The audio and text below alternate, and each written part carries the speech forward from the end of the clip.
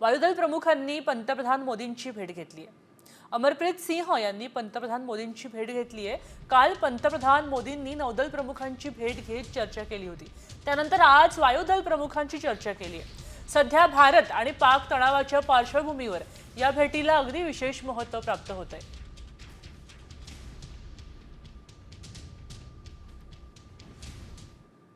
पाक विरुद्धच्या तणावाच्या काळामध्ये भारतीय लष्कराची ताकद आता वाढली आहे। भारतीय सैनिक आता इंगला स्पेस क्षेपणास्त्रांनी सुसज्ज झालेत।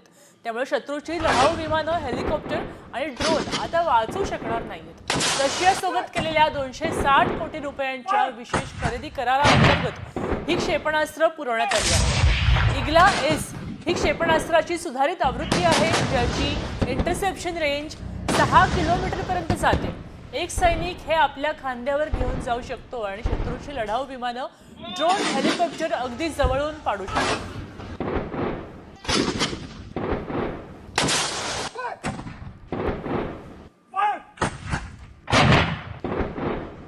भारत कोणत्याही क्षणी हल्ला करेल या भीतीने पाकिस्तानची आता चांगलीच तंत्रली आहे आणि त्यामुळेच पाकिस्तानने तातडीने संसदेची बैठक बोलावली आहे। पाकिस्तानच्या संसदेची बैठक 5 मे म्हणजेच उद्या होणार आहे। संध्याकाळी 5 वाजता संसद भवनात इस्लामाबादमध्ये ही बैठक संपन्न होणार आहे। पाकिस्तानच्या राष्ट्रपतींनी ही बैठक बोलावली आहे। या बैठकीत सगळ्या पक्षांचे नेते उपस्थित राहणार आहेत। संसदेच्या या बैठकीत इम्रान खान यांचा पक्ष पीटीआयची भूमिका काय असणार आहे हे पाहणं सगळ्यांसाठीच मनोरंजक ठरणार आहे। पाकिस्तानी संसदेची इस्लामाबादमध्ये आपत्कालीन बैठक उद्या बोलावण्यात आली आहे। राष्ट्रीय सुरक्षेला धोका असल्यास आपत्कालीन बैठक बोलावली जाते। सर्व पक्षांचे नेते, सुरक्षा तज्ञ आणि मंत्री या बैठकीत उपस्थित राहणार आहेत। बैठकीत भारतासोबतच्या तणावावर चर्चा होण्याची शक्यता आहे।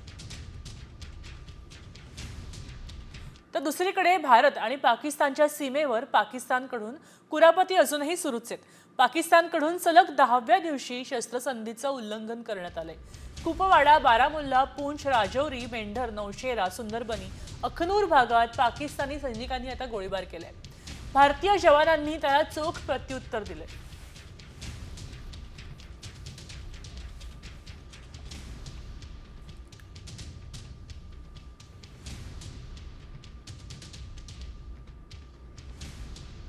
यापुढे घेऊया झटपट बातम्यांचा आढावा झटपट 100 मधून। पाकिस्ताननं पुन्हा एकदा अण्वस्त्र हल्ल्याची धमकी दिली आहे। भारतानं पाकिस्तानवर हल्ला केला किंवा सिंधू नदीचा पाणी पुरवठा थांबवला तर अण्वस्त्रांनी प्रत्युत्तर देऊ अशी पोकळ धमकी पाकिस्तानच्या रशियातले राजदूत मोहम्मद खलीद जमालींनी दिली आहे। भारताच्या लष्करी कारवाईच्या योजनांबाबत आमच्याकडे ठोस पुरावे आहेत असाही दावा त्यांनी केला।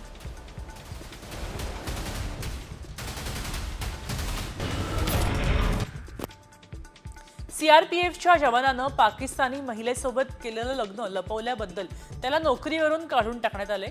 मुनीर अहमद असं जवानाचं नाव आहे। मुनीरनं केलेली कृती राष्ट्रीय सुरक्षेसाठी हानिकारक असल्यानं ही कारवाई करण्यात आली आहे। मार्च महिन्यात मुनीरनं मीनल खान नावाच्या पाकिस्तानी महिलेशी लग्न केलं होतं।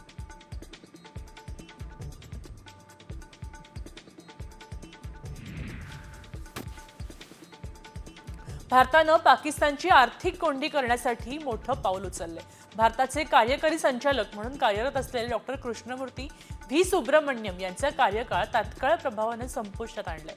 पाकिस्तानला आर्थिक सुविधा देण्याबाबतचा आढावा या बैठकीपूर्वी घेण्यात आलाय।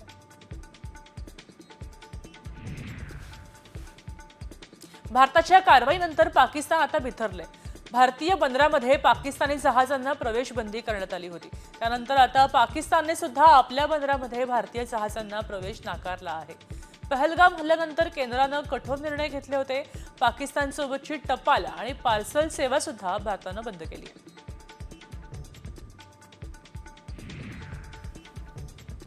युरोपियन एअरलाइन्सने सुद्धा पाकिस्तानी हवाई मार्गाचा वापर टाळलाय। भारतात येताना किंवा भारतातून युरोपला जाताना या एअरलाइन्स पाकिस्तानी हवाई क्षेत्रातून उड्डाण करणार नाहीये।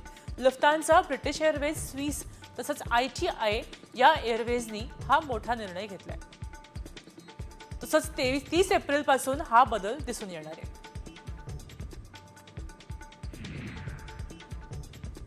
सीमेवरच्या वाढत्या तणावाच्या पार्श्वभूमीवर भारतानं मोठा निर्णय घेतलाय। सैन्याला दारुगोळा पुरवठा करणाऱ्या सगळ्या आयुध निर्मित कंपन्यांसाठी कर्मचाऱ्यांच्या सुट्ट्या रद्द करण्यात आल्या. कर्मचाऱ्यांना तात्काळ कामावर रुजू होण्याचे आदेश दिले गेलेत.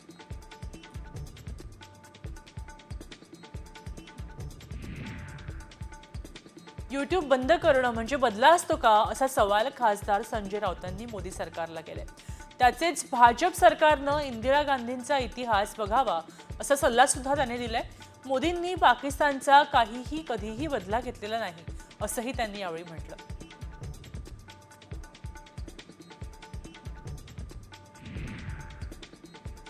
संजय राऊतांनी शरद पवारांची भेट घेतली आहे. नरकातला स्वर्ग हे पुस्तक भेट म्हणून देण्याच्या निमित्तानं ही भेट झाली असल्याची माहिती मिळते. 17 मेला या पुस्तकाचं प्रकाशन होणार आहे आणि त्यावेळी शरद पवार सुद्धा उपस्थित राहणार आहेत.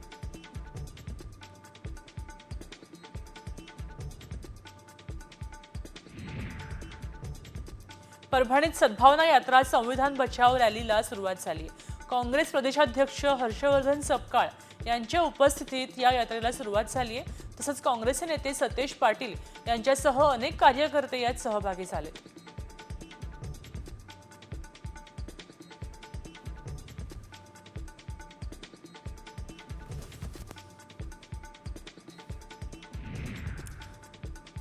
काँग्रेसच्या वतीनं परभणी इथे सद्भावना यात्रेचं आयोजन करण्यात आले. या यात्रेमध्ये नांदेडवरून खासदार रवींद्र चव्हाण यांच्यासह शेकडो कार्यकर्ते सहभागी झाले. गढूळ राजकारणाला नवी दिशा देण्यासाठी या सद्भावना यात्रेचं आयोजन करण्यात आले अशी माहिती रवींद्र चव्हाण यांनी दिली आहे. राहुल गांधी तुम संघर्ष करो, हम तुम्हारे साथ हैं. कांग्रेस पक्षाचा राहुल गांधी. छावा सिनेमावरून शिवेंद्रराजे भोसले यांनी आता प्रतिक्रिया दिली आहे. सिनेमामुळे इतिहास समजायला लागला. खरं तर हे आपलं दुर्दैव, पण छत्रपतींचे अनेक किस्से आहेत ते आताच्या पिढीला माहितीच नाहीत असंही ते म्हणालेत.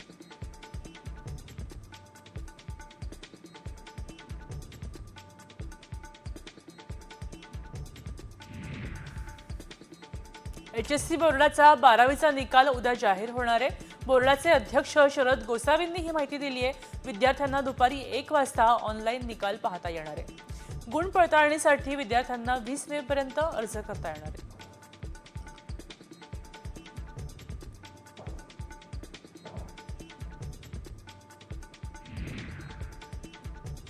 महाराष्ट्रातल्या सगळ्यात मोठ्या रोजगार मेळाव्याचं आयोजन मुंबईच्या मालाड पूर्वेकडील दिंडोशी परिसरात करण्यात आलंय. मनसे विभाग अध्यक्ष ॲडव्होकेट भास्कर परब यांच्या माध्यमातून या मेळाव्याचं आयोजन करण्यात आलंय. या मेळाव्याच्या माध्यमातून 5,500 रोजगार उपलब्ध करून देण्यात आले आहेत.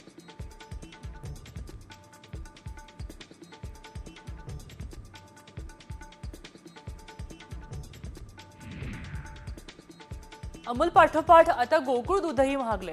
गाईच्या आणि फुल क्रीम दुधाच्या दरामध्ये 2 रुपयांनी वाढ झाली. नवे दर आज 4 मे पासून लागू होणार आहेत. मात्र टोंड आणि गोकुळ शक्तीच्या दुधाच्या किमतीत कोणताही बदल झालेला नाहीये.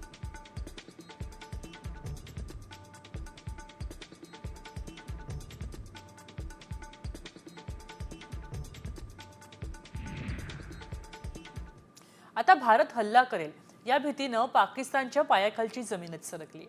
त्यामुळे पाकिस्तानने नवी शाळा केली आहे. मदरशांचेच बंकर बनवण्यात आले आहेत आणि पाकिस्तानमध्ये कशी खळबळ माजली आहे आपण पाहूया या स्पेशल रिपोर्टमधून. पाकची शाळा, मदरसे झाले बंकर.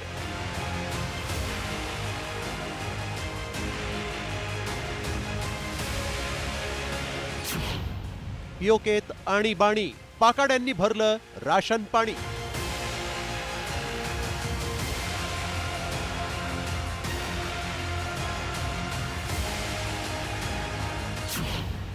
भारताची गर्जना, पाकिस्तान थरथरला.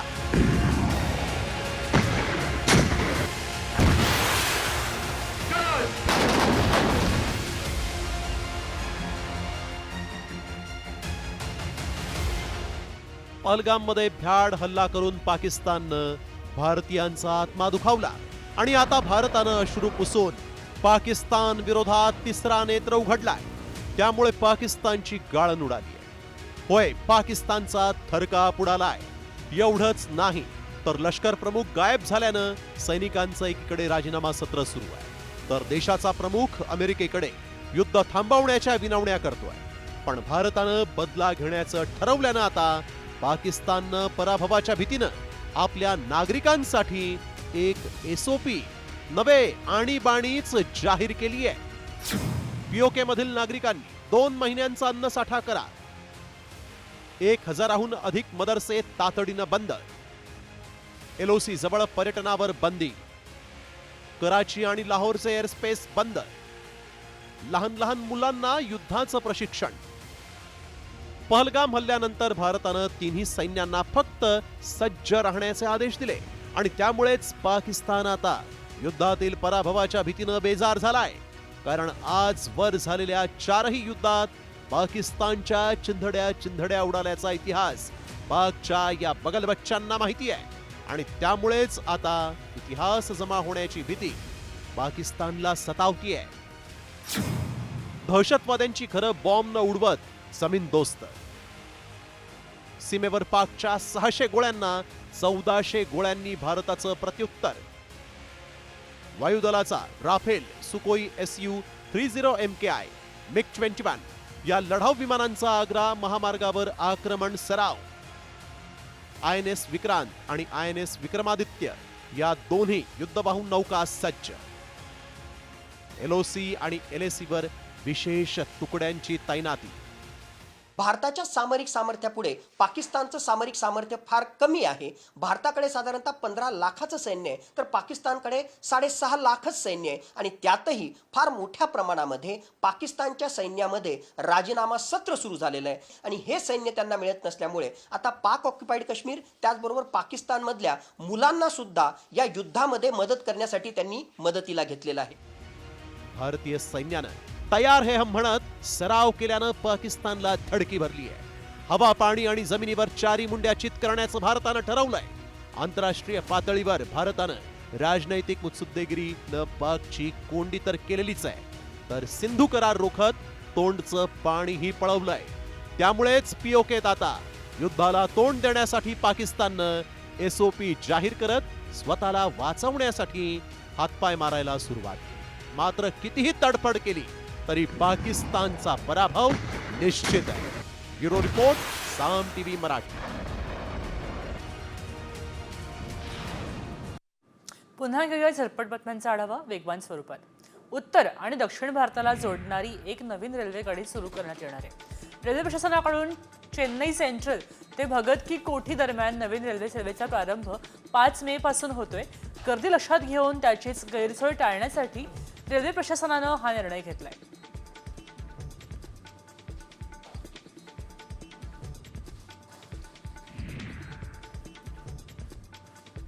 मेल एक्सप्रेसमधून वेटिंग तिकिटावर प्रवास करणाऱ्या 56,000 प्रवाशांना ट्रेनमधून उतरवलंय.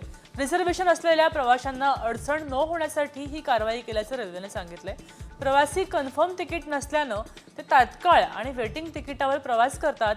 आता रेल्वेने अशा प्रवाशांना प्रवास करण्यावर बंदी घातली आहे.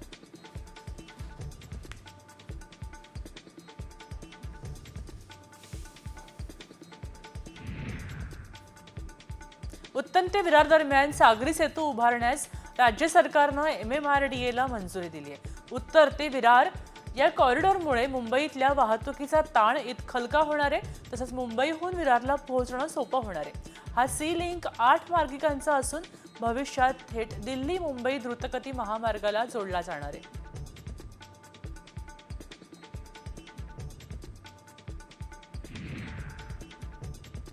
माथेरानमध्ये प्रायोगिक तत्वावर सुरू करण्यात आलेल्या ई-रिक्षाची संख्या आता वाढवण्याची मागणी करण्यात येते. मात्र राज्य सरकारकडून हवा तसा प्रतिसाद मिळत नाहीये. त्यामुळे माथेरानच्या पर्यटनावर मोठा परिणाम होतोय. ई-रिक्षा वाढवल्यानं तरुणांना रोजगार प्राप्त होईल अशी आशा माथेरानकर करतायत.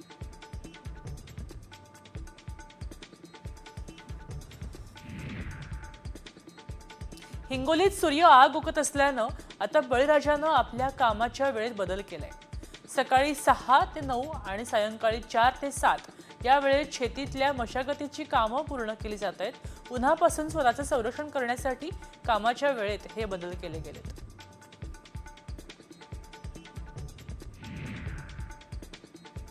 अमरावतीत मनरेगाच्या कुशल आणि अकुशल कामांचे 220 कोटी रुपये थकीत आहेत. त्यामुळे मजुरांवर उपासमारीची वेळ आली आहे.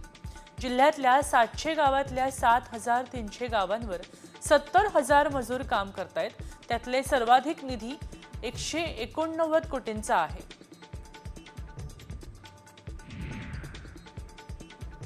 पंढरपुरात विठ्ठल रुक्मिणी मंदिर परिसरात प्रस्तावित असलेल्या कॉरिडॉरमध्ये बाधित होणाऱ्या मालमत्ता धारकांचा बुधवारपासून सर्व्हे करण्यात येणार आहे.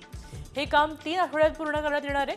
कॉरिडॉर संदर्भात स्थानिक रहिवासी, दुकानदार आणि महाराज मंडळींची चर्चा केल्यानंतर जिल्हाधिकारी कुमार आशीर्वाद यांनी पत्रकारांशी संवाद साधलाय.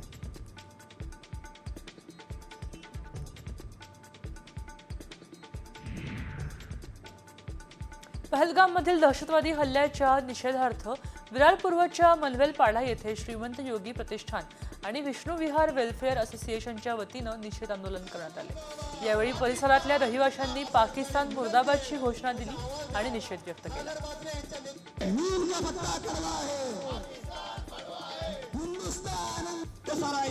आपल्या माता भगिनी सुरक्षित कशा राहतील, किंबहुना कर्ज काढून फिरायला.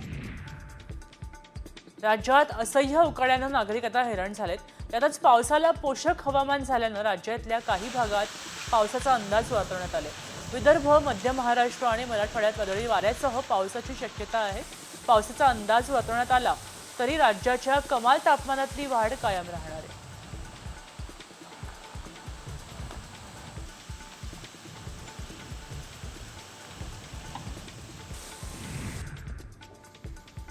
बुलढाण्याच्या जळगाव जामोद मतदारसंघातल्या शेगाव तालुक्यात भीषण पाणीटंचाई निर्माण झाली आहे.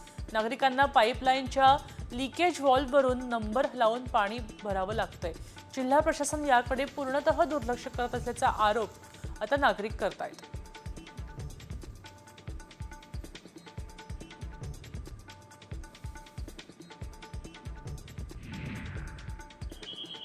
हवामानात बदल झाल्यामुळे काल संध्याकाळनंतर गेटवे ते मांडवा जलवाहतूक सेवा विस्कळीत झाली होती.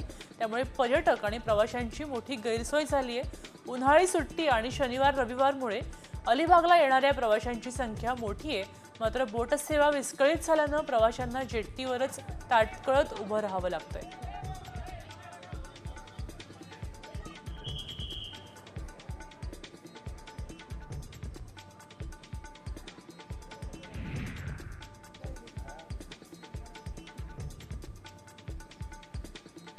पुण्याच्या शिरूरमध्ये शरदवाडी परिसरात कार थेट बंद गाळ्याला तोडून आत शिरली आहे. त्यामुळे त्याची एक भिंत तुटली आहे. चालकाचे गाडीवरचे नियंत्रण सुटले आणि म्हणून हा अपघात झाला. त्यात कोणतीही जीवितहानी झालेली नाहीये.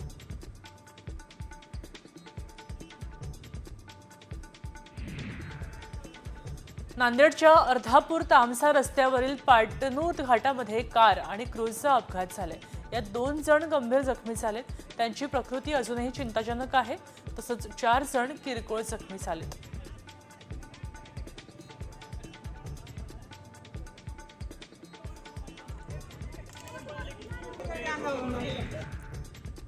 खेडच्या दोंदेत भरधाव दुचाकीस्वारानं पायी जाणाऱ्याला जोरदार धडक दिली आहे. या अपघातात मारुती गुंडाळ हे गंभीर जखमी झालेत. मेंदूला मार लागल्यानं त्यांची प्रकृती चिंताजनक असल्याचं समोर येत आहे.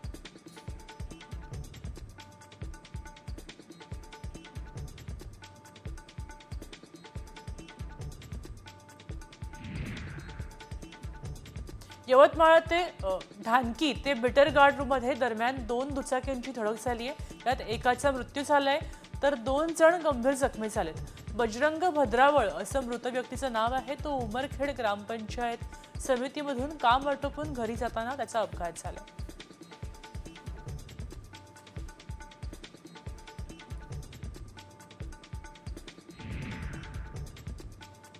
परभणीच्या उड्डाणपुलावर काल 2 दुचाकींचा समोरासमोर अपघात झाला. यात दोन्ही दुचाकींवरील तरुणांचा जागीच मृत्यू झालाय. या घटनेनं काही काळ उड्डाणपुलावर वाहतूक ठप्प झाली होती. पोलिसांनी मृतदेह रुग्णालयामध्ये पाठवले असून तरुणांची ओळख पटवायचं काम आता सुरू आहे.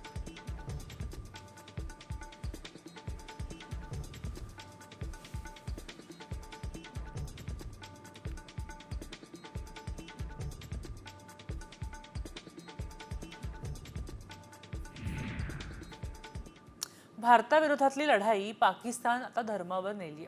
मात्र भारताच्या शेजाऱ्याचे मित्रत्व जपण्याचा निर्णय घेतलाय. बांगलादेशची भारत पाकिस्तान संदर्भात नेमकी काय भूमिका आहे पाहूयात या स्पेशल रिपोर्टमधून. बांगलादेश धर्म नाही मित्रत्व जपणार. पाक विरोधात बांगलादेश भारताच्या बाजूने. भारत बांगलादेश मैत्री घट्ट होणार.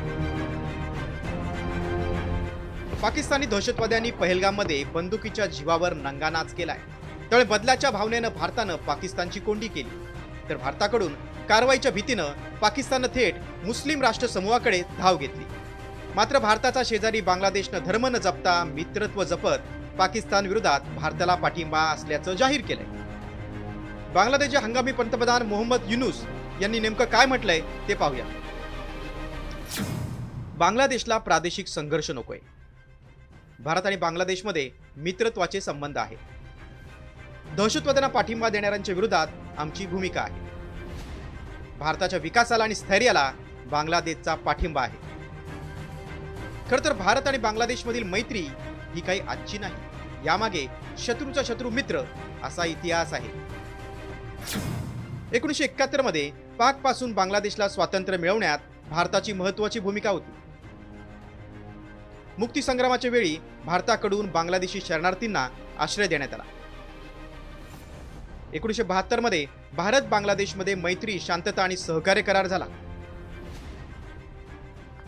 सीमा सुरक्षा आणि कुंपण यासारख्या गोष्टींसाठी सहकार्याची भावना होती. भारत बांगलादेशचा सर्वात मोठा व्यापारी भागीदार आहे.